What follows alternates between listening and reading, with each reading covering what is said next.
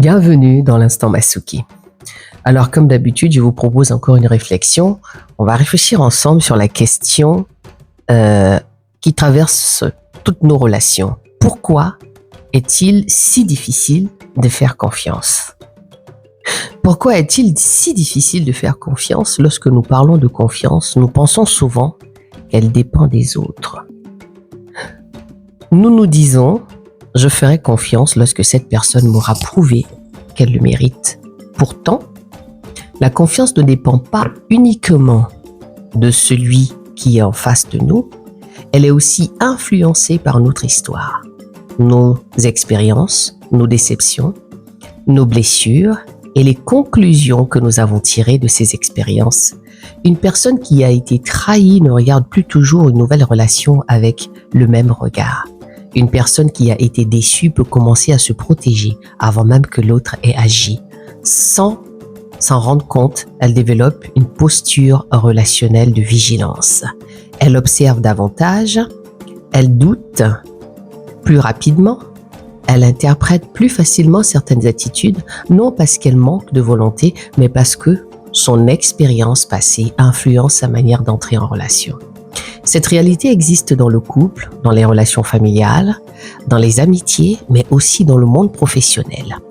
Un collaborateur qui ne se sent pas écouté hésitera à s'exprimer.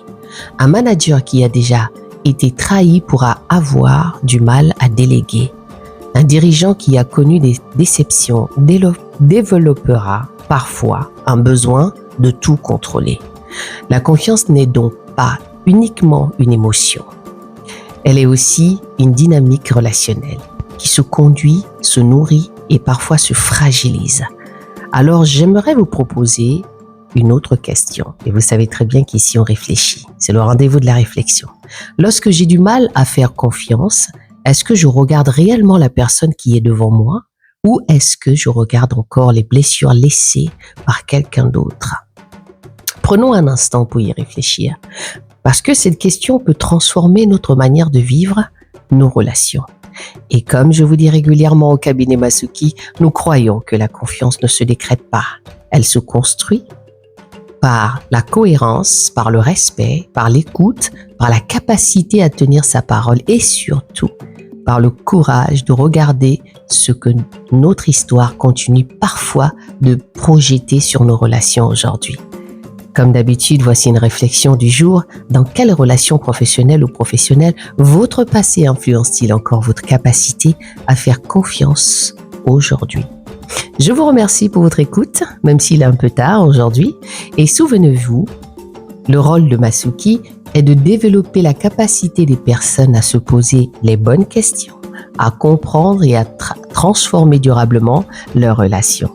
Et à très bientôt pour un nouvel épisode de l'Instant Masuki, le rendez-vous de la réflexion, prendre conscience, comprendre, transformer. Et je vous dis à très vite.